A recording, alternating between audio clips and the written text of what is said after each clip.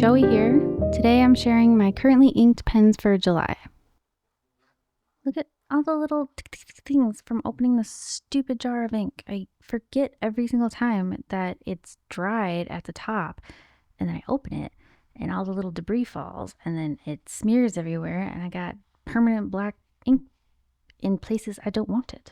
Anyway, first up I have my Pilot Vanishing Point in matte black with Colorverse Sky-Tinted waters. We're going to do something a little different today, and I'm pretty sure I'm going to make a huge mess.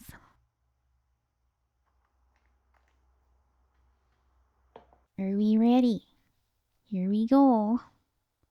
It's a little too close to the edge there, I think. And splat. Splat.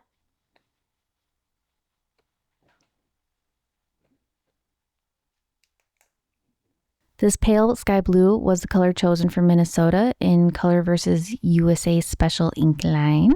My dad would tell you this color was chosen in error because it's always rainy and cloudy in this whole state. I haven't really been a huge fan of this ink. It is on the drier side, and I was worried about using it in this fine nib in the Pilot Vanishing Point, but the new Tomoe paper sucks enough that it actually makes the writing experience kind of pleasant. It's not like I'm using it to write paragraphs though, I just need it to check off task lists and write down appointments. For my reading journal this month, I chose Robert Oster Purple Jazz with my Narwhal Original Plus in Lavender Tetra. I actually had to reverse write on this because it feathered and bled through the page, but to be fair, this 120 GSM Leuchtturm paper isn't great with fountain penning. It's a dark violet that leans blue, has quite a bit of shading. I've had this bottle since 2018, and it's one I kind of regret buying. There's nothing wrong with it. The color is pretty. The formula doesn't give me any trouble, but whenever I put it in a pen, I quickly get bored with it. So hopefully, maybe this combination will end that streak. I'm already over my lines that I drew out ahead of time, but oh well. Since we're going into quarter 3, I had to choose another ink to use in my plotter. I'm continuing to use the same pen, which is the TWSBI Diamine 580 in Prussian blue.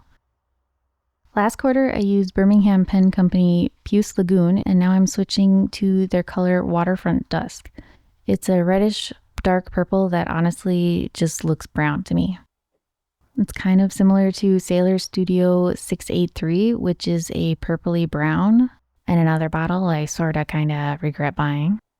Watch me get ink all over my leather cover, I will cry.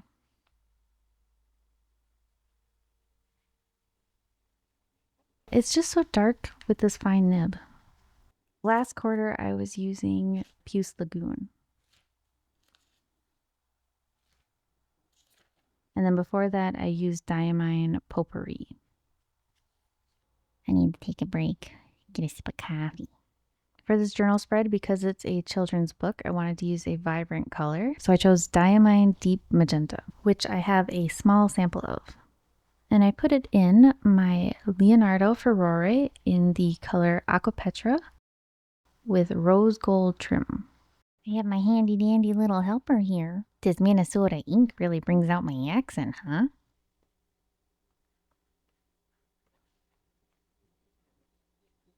Oh no. Probably should have put paper underneath it. Oh well. I've had the sample for years and years, and it's a color that was randomly sent to me. There's only a tiny bit left, and I probably won't buy a full bottle since I don't particularly like magenta. Okay, I said I wasn't a big fan of magenta, but it does look really nice with this pen. The next pairing is Diamine Salted Caramel from the 2024 Inkvent calendar with the BENU Briolette in Luminous Orchid. This is a warm brown with gold shimmer. I wasn't overly keen on it when I unboxed it on day 24, since I'm not a huge fan of brown inks, but I'm warming up to it. I'm starting to realize I don't like cool toned browns, but warm toned ones are fine. I'm not a big stickler on, making my pens match with the ink, but I like them to complement each other, and so this is not a pairing I would normally put together, but this was one of the few pens that I had available at the time. I used this for 2 reading journal spreads, one in my 2024 reading journal, which I'm still trying to catch up in, and the other in my current reading journal.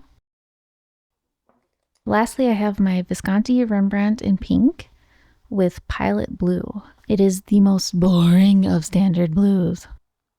And I inked this up to use in my reading journal, but it bled through the Leuchtturm paper, so I had to scrap that. I should just dump this ink out because I'm probably not going to reach for it ever, but it hurts my soul doing that, even if it's only a tiny bit of ink. I mean, I have a huge bottle of it. I'm not going to miss it. I don't like this ink, but I can't just waste it. So instead, I'll just let it evaporate in the pen. This is a fine nib. Look how much ink it puts down. It's crazy. Are you as bored with this as I am? Well, that's all of the pens I have newly inked up this month. If you've made it this far in the video, please let me know which is your favorite combination. I hope you'll consider subscribing, and I'll see you in the next one. Thank you for watching. Bye! Is there any video where I don't make a huge mess? I got problems. Because in my twisted little head, that makes sense. That's an ugly D. That's what she said. The deep D looks a lot better.